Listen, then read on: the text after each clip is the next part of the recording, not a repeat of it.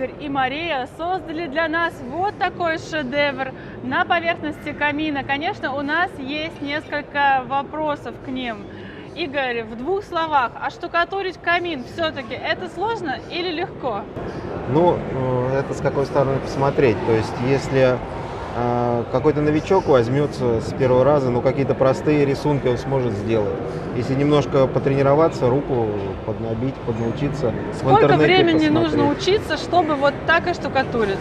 Ну, я думаю... Было бы желание. Было бы желание, да, на самом деле. То есть это недолго. Можно и за неделю научиться, можно и за месяц, а некоторым и за год не дастся. То есть это... Из каких основных этапов состоит оштукатуривание поверхности вот такого камина, как у нас? Ну, этапы: сначала наносится грунтовка, грунтовочный адгезионный слой, потом наносится первый слой штукатурки, тоже он немножечко выравнивает как бы и дает цвет, чтобы вот, например, здесь в ямочках, да, там первый слой виден, да, чтобы потом второй слой накладываем, и как раз проглядывается первый слой. То есть здесь вот, сложная, да. мы это покажем ближе, это, да, это сложная да. многослойная структура. Это второй слой уже сделан здесь, да, а потом уже, когда это все высохло, мы наносим лессирующие составы, то есть тонируем ржавчину, патину. То есть это уже на вкус, там очень много разных видов есть. Постоянно в поиске, постоянно в творчестве, то есть это, ну, это безграничные очень такие полет фантазии. Сколько примерно времени, вот мы на выставке, мы тут очень торопимся, мы ограничены по срокам, поэтому мы стараемся, мы поторапливали, честно признаюсь, Марию и Игоря, говорили скорее, скорее, у нас время, рамки. Вот если не торопиться, спокойно, хорошо, качественно, вот такой камин оштукатурить, сколько примерно времени на это уйдет? Ну, я думаю, что это 2-3 дня. Как раз технологическими перерывами, чтобы все просохло между слоями достаточно. 2-3 дня сделать, ну и потом где-то недельку он должен постоять, уже схватиться полностью, потом уже можно использовать. Вот штукатурка, это, мне кажется, всегда такой вот непредсказуемый предмет, или я ошибаюсь? Да. Как мы можем понять, что получится в итоге? Ведь мы же не можем в точности передать изображение, например, на визуализации, которая согласована с клиентом. У нас же могут быть какие-то расхождения. Бывают ли какие-то сложности вот с этим? Ну, сложности есть одна, это у мастера своя рука.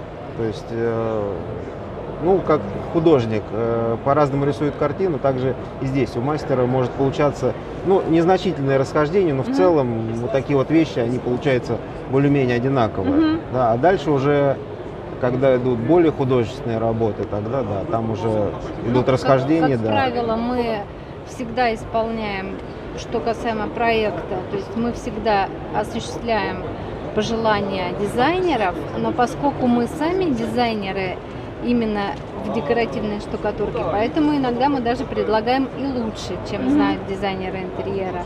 Вот. И у нас огромный выбор и образцов, которые клиенты разбегаются, глаза есть что выбрать.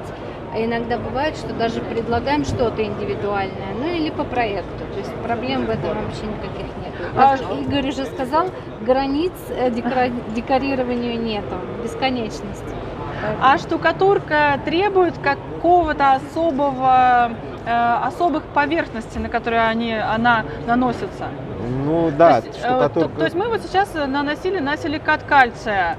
Я так понимаю, что это можно делать, нам потребовалось просто прогрунтовать, и получается, что практически на любую поверхность в доме можно нанести такой материал. Да, можно на любую поверхность, на любые стены. Обязательно, чтобы было прогрунтовано, где-то ямки мелкие зашпаклеваны. Что касается камина и определенной температуры рядом с ним, то есть даже учитывая, что эта поверхность у нас силикат кальция не нагревается выше там температуры там 30 градусов, но все-таки здесь сухой воздух рядом с камином. Не вредит ли это штукатурке? Материал пластичный.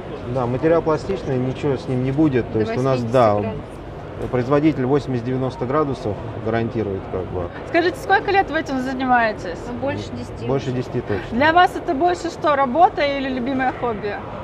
Ну, оно как бы и работа, и хобби, то есть когда... То есть поначалу мы увлекались, как бы оно и было хобби, то есть мы какие-то новые образцы, новые нанесения пробовали. Да, сейчас уже этим меньше занимаемся, потому что у нас очень большой багаж образцов.